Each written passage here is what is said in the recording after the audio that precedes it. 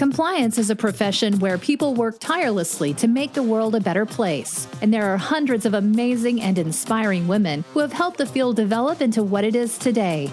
Great Women in Compliance is part of the Compliance Podcast Network as they talk with women in compliance who are making a difference. Welcome to the Great Women in Compliance podcast. You can hear us on the Compliance Podcast Network or wherever you hear your podcasts.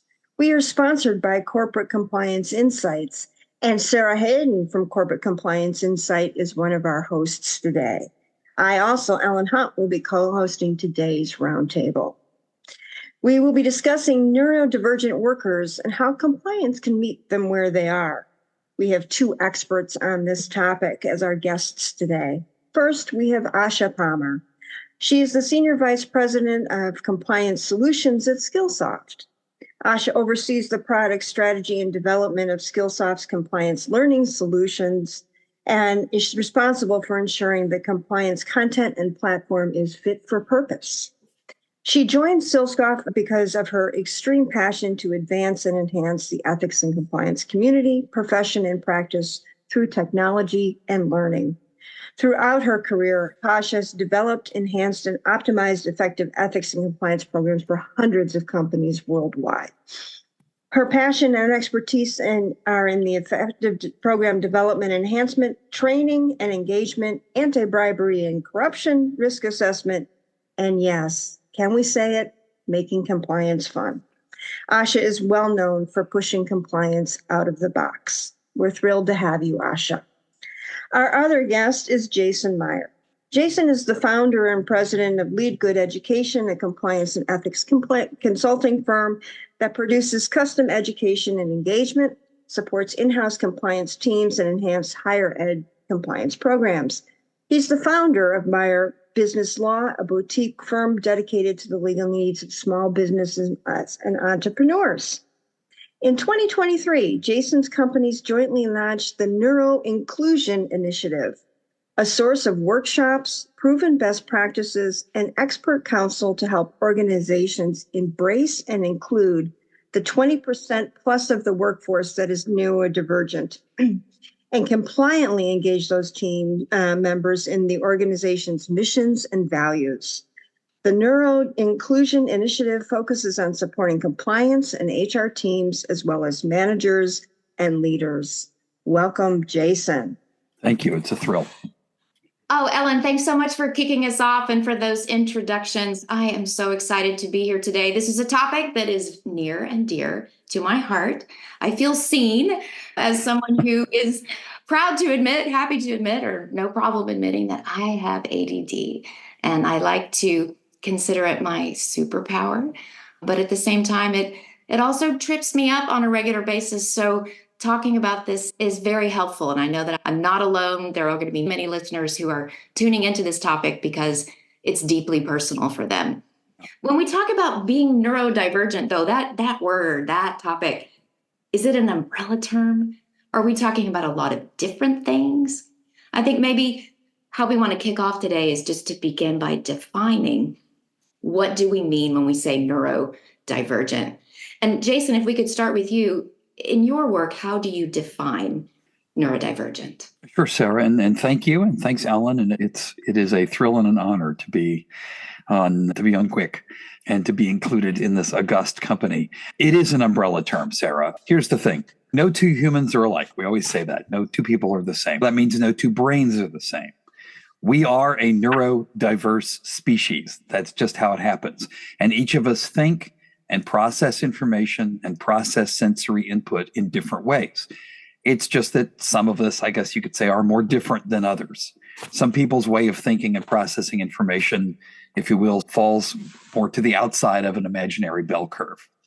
Within the human species, there are typical groupings of neurological traits. We can call that neurotypical. And then there are less typical ones, and there are names for these less common neurological expressions. When certain traits fall together, we might call that expression autism. When other traits present together, we call that expression attention deficit. There are other broad terms like executive function, sensory integration issues, dyslexia. It goes on. And you can think of all of these as being forms of neurodivergence, which just means, again, thinking and processing information differently than typical. So that leaves a lot of room for interpretation. I think all of us feel like we fit that definition somehow, some of the time. And I think that's actually a very important point, is that everyone does have their own ways. And some of these get labeled and some don't. And a lot of people have issues that have no labels. Yeah. But if it is something that affects you so profoundly that it interferes with the way you can perform in the workplace, that's when we really need to pay attention to it in business, as leaders in business, correct? Yeah, that's right. And for many people who would fall into the category of neurodivergent, it's non-apparent. They may be expert at masking some or all of their traits. They may mask where they don't even need to mask. Often, as you said, it can be a superpower in terms of having some particular way they think or process information that gives them an advantage in certain circumstances. But then there are other places where they may not fit in, where they may be working harder than everyone else or than most other people, and it's not even clear that's what they're doing. But for those of us who are in the business of getting information and key ideas and key missions and values to people in our organizations, we have to be attuned to these different ways of processing that information. Sure, that's just like a marketing thing. You have to know your audience. Yeah, that's exactly right. Asha, I'm curious, does this definition align with your experience? Yeah, thank you both for having me here today. I think I'm glad you went to Jason first because his definition was a lot more technical. I think for someone who is in the compliance field and has been in the compliance field for a very long time, when we started floating this topic, I actually had to go to the definition because I think it's a term we live with. We're like neurodivergent or neurodiversity, and we need to make sure we're having accommodations for neurodivergent employees. But what does that mean? And so I went back to the basics and I had to go to the definition of what it meant. And that's why I appreciate Jason's definition, which is spot on. It is how your brain functions may be a little bit different than what Western medicine has defined as typical. And quite frankly, as you said, Sarah, that's most of us, if we're honest, diagnosed or undiagnosed, right, on a Monday or on a Friday, right? And so as we think about people's brain functioning differently, I think what's important for us as compliance professionals, particularly, is what does that mean for us? How do we make sure that we are considering different brain functions, diagnosed and undiagnosed, in the services that we provide? And so when I look at neurodiversity, neurodivergence, I really think about how do we know what it means? How do we define what it means and what it can mean? And then how do we adapt what we're doing in the workplace, not only to make sure that people who are diagnosed neurodivergent are able to exist and function in their jobs, but also to make sure that we encourage people who are undiagnosed to really come forward and have that psychological safety in the workplace to be able to speak up and say, this isn't working for me. I need something differently. I think starting with that definition is very critical, particularly for some of us who don't live in the definition on a daily basis. I love the way you put that, Asha, the notion of there being this sort of psychologically safe space where you can speak up and say, this is what I'm experiencing. This is who I am. I think that's what we all want in some way. Engaging the population, I think, is key. And Asha, you hit on that point that it diagnosed, undiagnosed. We'll talk a little bit more about that. But one of the things that I have found is we're still in our same kind of one size fits all training and communication mode. We get it to everybody, check the box that we got 100% of everybody who was at work, not on leave, has trained, and we're done, right? It's still very much a check in the box. So what I'm interested in is, Jason, What challenges have you experienced in engaging this population when we have this kind of online, roll it out of the box approach? Yeah, and the first one right there is what you said, one size fits all, right? If you expect that, you will be disappointed because you're not speaking to your audience, as Sarah put it. One core of what inspired our initiative is that compliance and ethics have these critical messages. It's central for risk management. Often these messages have a moral imperative.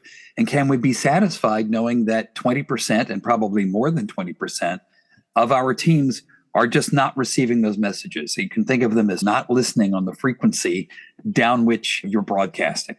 The challenges, what do these challenges look like specifically? There are really many manifestations, in part because there are many forms of neurodivergence, but I think there's some prime examples. One thing to think about would be, what is the cognitive load? That's the psychological phrase. Again, a lot of people who experience neurodivergence, and let's say particularly things like attention deficit, they're working harder than everybody else to try to keep up, to try and get these messages. So are we just loading more onto this cognitive challenge, or are we making things easier to digest? In the world of e-learning, I think you see things like, the assessment is delayed, right? You're going to be sitting here for 45 minutes. The assessment comes at the very end. That's the one for credit. Good luck for me, and frankly, most people, to really have really wonderfully retain what happened in the first 10 minutes. I think the process of forcing me to absorb audio and visual signals at the same time. For instance, it's narrated and the narration runs in closed captioning and I can't turn it off. For some people, trying to process the two of those at the same time is just a cognitive overload. And a big thing would just be time, long courses, not having an option of bite size. And it is about options. This is about, can I find the medium and the delivery that works for me? But this is the same thing.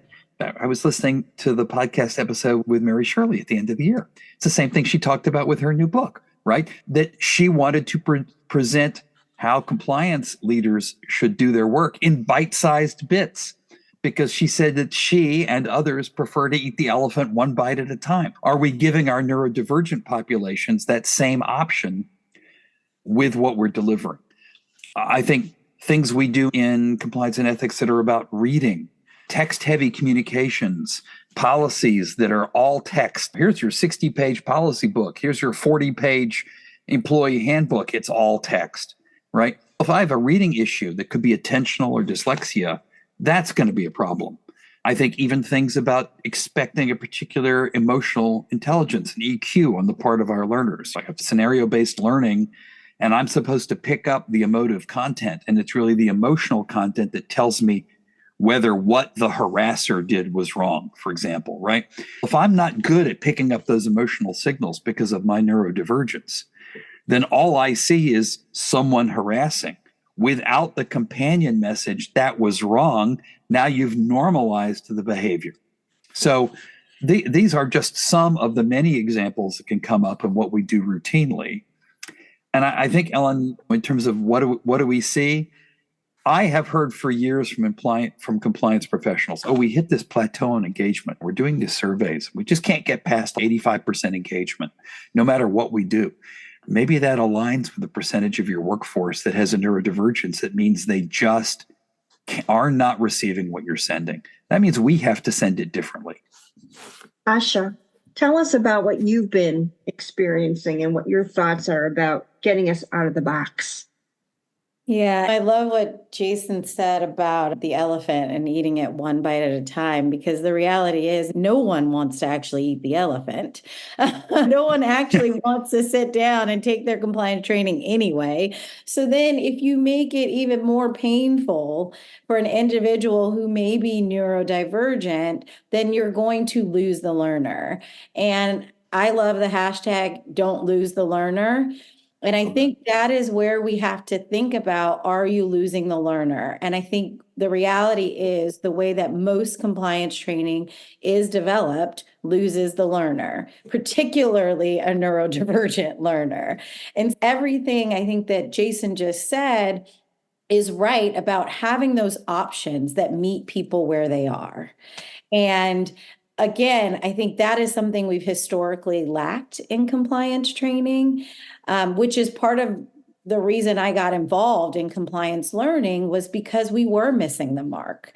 And we have still a long way to go to make sure that the messages that we present are digestible, are intentional, are varied, right? Whether it's emotional, non-emotive, whether it's a scenario-based, you got to give the learner those options so that they are able to learn in a way that they can learn. I give the example of my kids. I have 3 children. None of them learn the same way. None of them. And I have to know that and teach the messages I need them to learn differently to the 3 of them.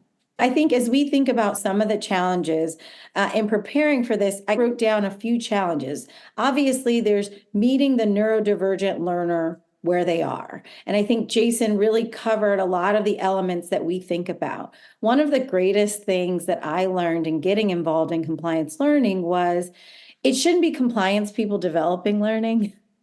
Spoiler alert.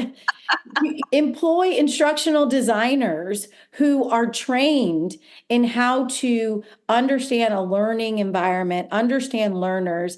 And so when we talked about some of the things that we do at Skillsoft to make sure that we are inclusive of a neurodivergent population, I asked my learning designers, what are you doing? Right? What are you making sure that we are doing on a daily basis? So very similar to what Jason said, making sure we're balancing the content load, making sure we are managing the learner's anxiety. Anxiety is a huge piece of how we develop learning because we know that neurodivergent learners experience a lot of anxiety because they go to the e-learning assuming that the e-learning provider has not thought about their learning needs. And so it comes with a lot of anxiety. And so how we balance and make sure we address that anxiety with the layout of the content, with things in the UX. So all of those things are considerations. Also making sure that it is a positive learning environment, making sure people know they can stop and pick it up later, making sure people things are presented in manageable chunks is very important. The other thing that is very critical for us is making sure we engage the compliance practitioner who is disseminating this learning. Because if they are not aware of the neurodivergent learner, they're going to send that 45-minute course. They are going to measure on the back end how much time you spent in that 45-minute course. And they may even judge the learner to say, oh, you don't understand the concept because you spent 2 hours in the course and not 45 minutes as it was designed to. So there's a big factor in what we do to educate the practitioners or the administrators who are disseminating the learning to say, have you considered your neurodivergent population? Have you considered breaking it up? Not just because it's best practices, right? It's a good way to get some best practices in there anyway, because quite frankly, no one wants to sit for a 45-minute course. Compliance. Yeah. Nobody wants that elephant, right? But I think it is a way to make sure we're meeting everyone and having some equality in how we present that learning. The last thing I'll say, and I think is just one of the big challenges we want to make sure is the courses that we present also give awareness to what is defined as neurotypical employees, the knowledge of what a neurodivergent employee may be experiencing and going through. And so that is also a big challenge for us because not only do we need to make sure that the neurodivergent employee is safe and psychologically safe, but giving people around that employee the capacity and the capability to help foster a healthy environment for a neurodivergent employee is very difficult and something that we are focused on in our learning. Sorry, certainly, you were going to say something.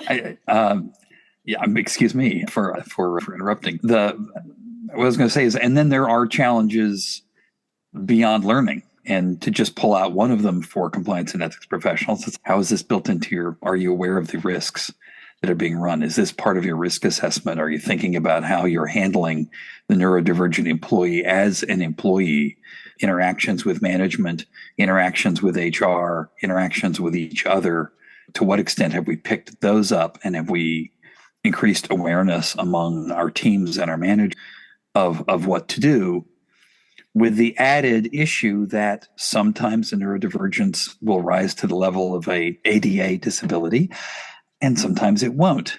And sometimes we need to start the dialogue about accommodations, and sometimes we shouldn't. And that's a very nuanced challenge. That gets tricky, doesn't it? Yeah. Mm-hmm. I love what I'm hearing, that these tools exist to meet the learner where they are, that sort of thing. But here I am, not as a compliance officer, but just as a journalist and as someone who has ADD, I'm imagining myself in the workplace. And I'm imagining the employer saying, okay, Sarah, we know you can't sit still and you fidget and you have a tiny little attention span. So we've got this special environment and this special test instrument for you. So I've just been outed, whether I want to be or not. It's not like being in school and then saying, Sarah, you get some left-handed scissors. It's a little more loaded than that. So how do we handle that in the workplace? How do we tell employers and management to deal with this sensitively and legally? Yeah, that is it. This may be the first challenge that companies and teams have to tackle. There's something that we call the identification and inclusion conundrum, which basically boils down to you won't know. It's not possible for you to be aware of everyone who's neurodivergent. It's not apparent often. This is complicated by the understandable reticence of many workers to disclose their neurodivergence. They have fears of stigma or discrimination or unrealistic expectations, or being put, oh, then we're going to have you debug our code because we hear that people like you are great at debugging code. I don't want to debug code. You can't expect neurodivergent employees to self-identify. You can't require them to self-identify.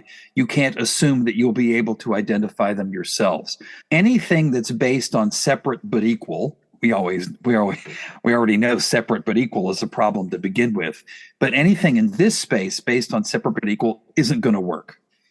You're not going to know who the neurodivergent employees are, so it's not going to be effective to impose additional burdens or wholly different training on them. And you know what else? It's not inclusive by its very nature. So what do? We check our expectations at the door, and our goal has to be to make our culture building and our training and our messaging neuro-inclusive. That is, to emphasize approaches with the phrase we use is things that are good for all, but critical for some, right? When we talk about making information bite-sized, right? That's going to be critical for people with certain neurodivergences. You know what? It's great for everybody. A comparison we often make is to curb cuts. The original ADA accommodation, we put in curb cuts, and we did that for people who are in wheelchairs or somehow other had a mobility issue. But you know what? We're pulling that suitcase with wheels or pushing a stroller. That curb cut's pretty great. It was critical for some, but good for all. How do we build that into our programs and into our leadership? Asha, do you agree that there's still a stigma in the workplace? What are some strategies or solutions to address that? First, I'm writing down that critical for some, good for all, because I love that. And I think it was the point I was trying to make, not so eloquently, which is bite-sized compliance training is good for everyone. And so let's do it. And I think that's where that awareness comes in. I do think that there is still an awareness gap about what it means to be neurodivergent and what are proper inclusive techniques or accommodations that can be made for neurodivergent individuals. And so for the sake of sounding like I come from a learning company, I think we need to learn more about what it means, right? And we just created a course, interestingly, this year called Non-Disability Accommodations, because we always associated accommodations with disabilities. If you had a disability, you got an accommodation. There are accommodations needed and necessary, maybe, for people in non-disability forms, neurodivergence being one of them. Think of pregnancy, right? That's another one.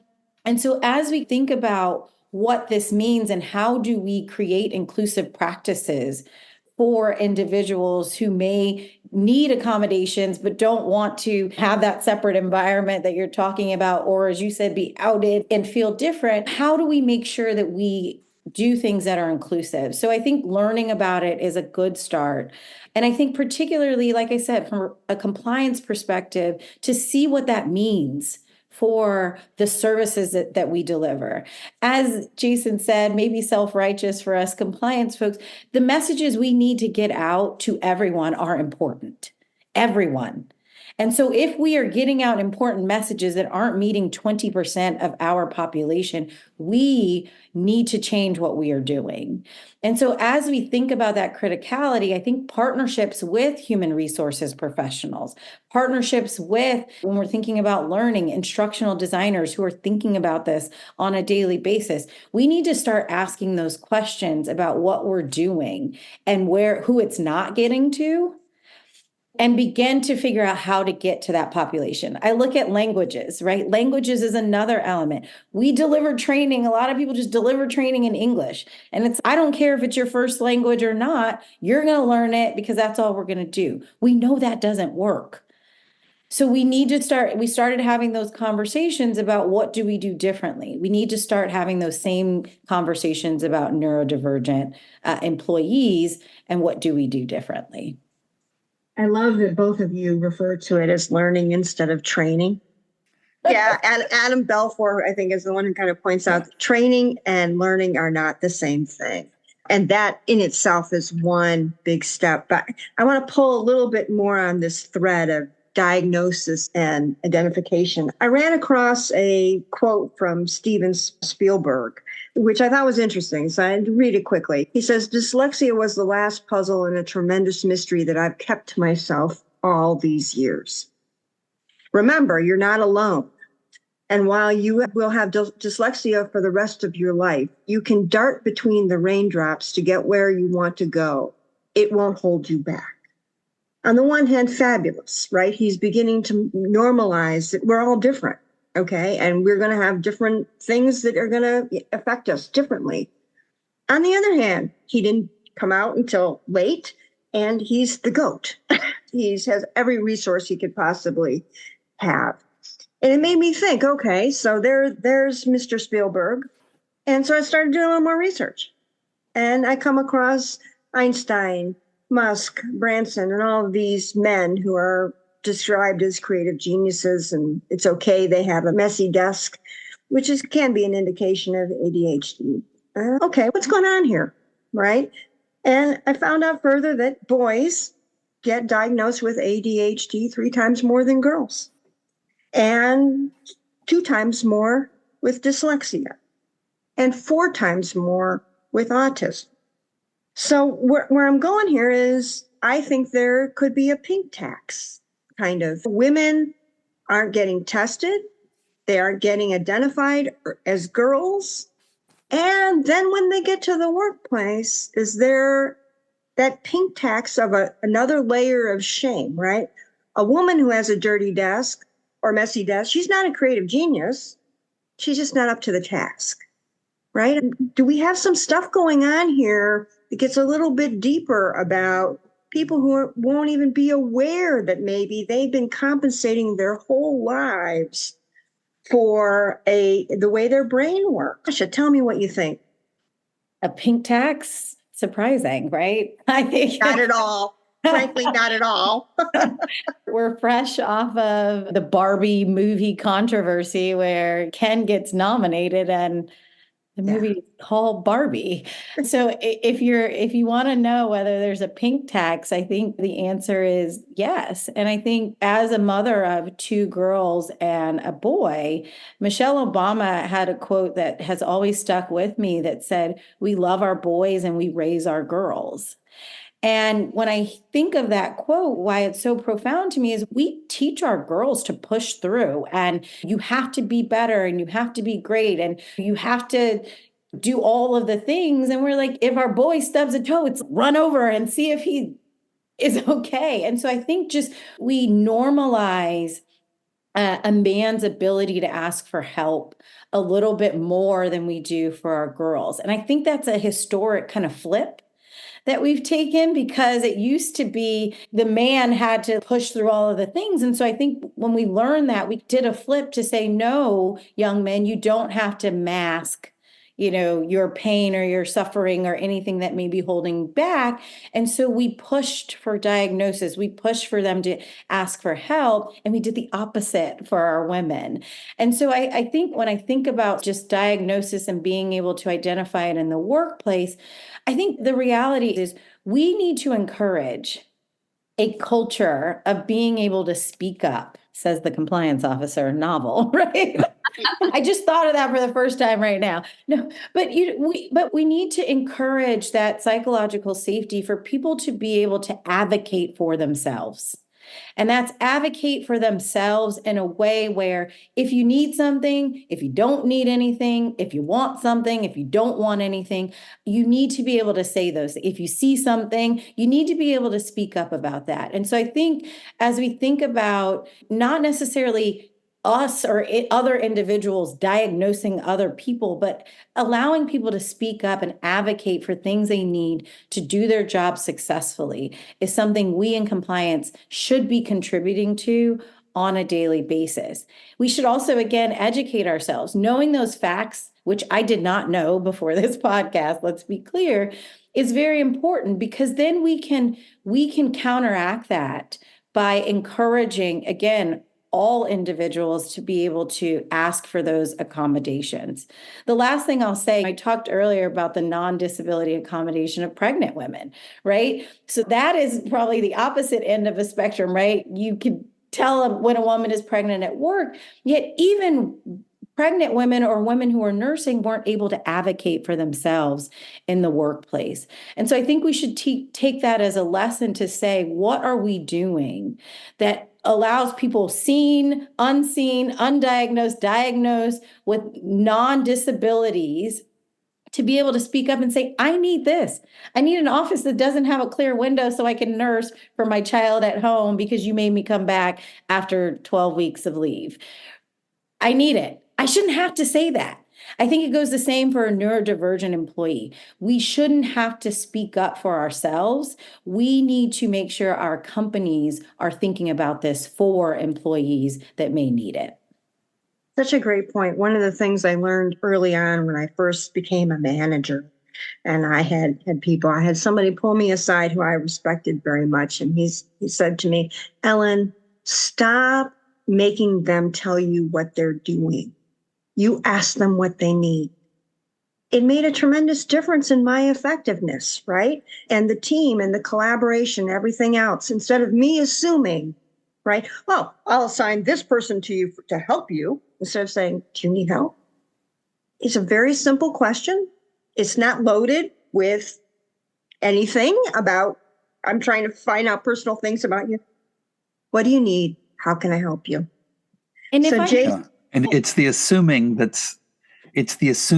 is the problem here. I mean, I think about your question about the pink text in sort of two different dimensions. And let me say, I'm not a brain scientist. I'm a lawyer and I'm a compliance educator who's read a lot of brain science, right? That sort of difference in diagnosis, right? Anecdotally, I would say I don't see it, because the people who speak to me about this issue resonating with them, they're pretty equally of both genders. Sure. I think the data is not at a resting point. And I think we have to say these numbers are going to change. We're still learning how things like attention deficit or autism affects genders differently. But we're also seeing a function of assumptions and long-held assumptions and tropes and outdated gender expectations, right? This was the problem originally when we put hyperactivity, the word hyperactivity, in the definition of attention deficit. The ASM, the diagnostic tool, now recognizes you can have attention deficit apart from hyperactivity and impulsivity. Sometimes you see that, sometimes you don't. But when we talked about hyperactivity, now we're thinking about little boys versus little girls and little boys running around, right? And we praise some of those behaviors, so we'd be more likely to get there. I think about little girl tropes, like, oh, she's a tomboy. Oh, she's bookish, right? When we say things like that, are we actually ignoring or belittling that this is a girl who processes information differently? Mm-hmm. It's the same kinds of assumptions managers make about things like, oh, that employee didn't make eye contact with me. They came in to tell me about something, but they weren't making eye contact with me. They were looking behind me. So I think that that's a sign of concealing something, isn't it? No, it could be a sign of a neurodiversity, of a neurodivergence. There are those who have sensory integration issues where if they look you in the eye, they will not hear a word you're saying because the visual content is too strong for them to pull out the more difficult to pull out auditory content. So we can't make assumptions about things like that either. So again, we have to come to the point, dump your assumptions, change your approach by recognizing that we are a neurodiverse species, and then do what's good for all and critical for some.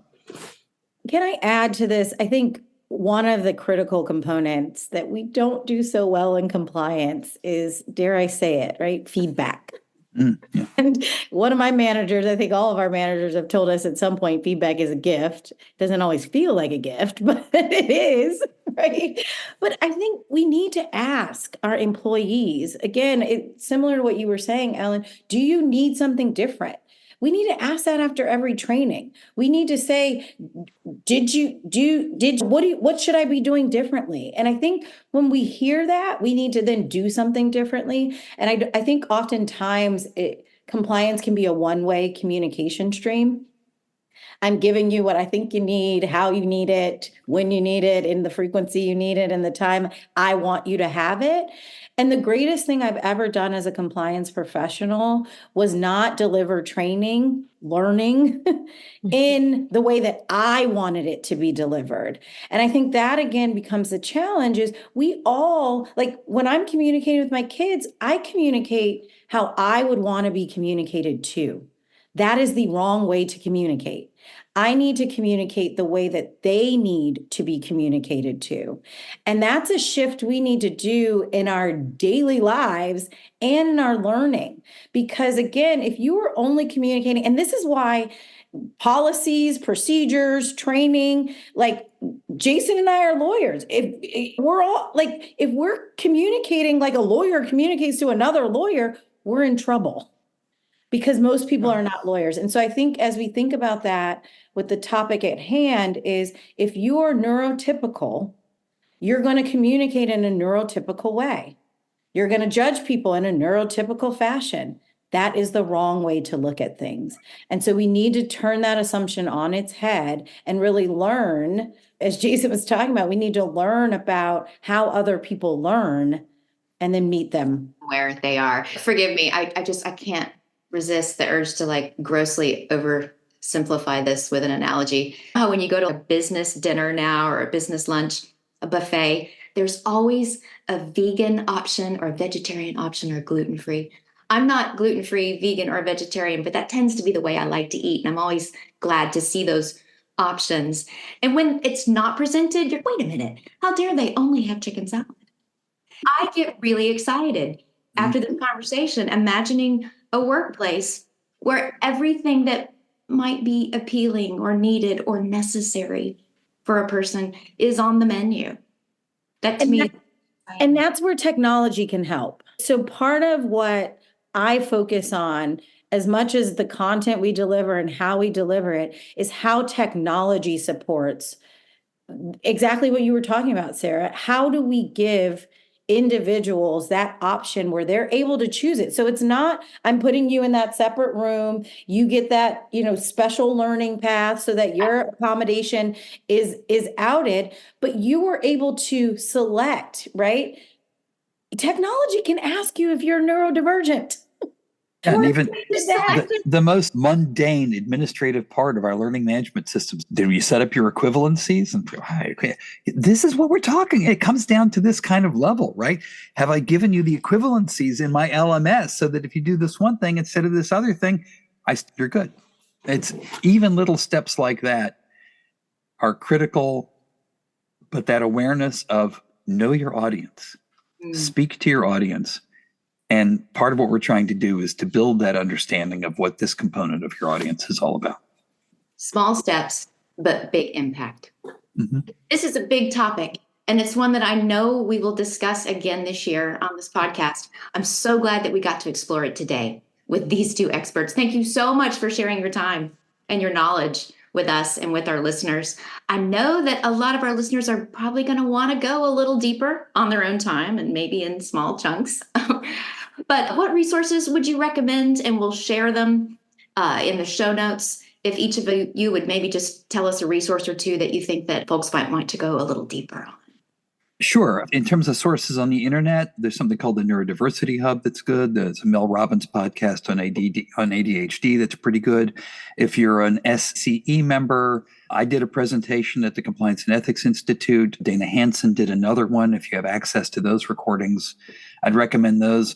One thing, though, I think for the compliance and ethics world in particular, a lot of what's out there about neurodivergence tends to be like little islands. This is about this particular neurodivergence in this particular situation.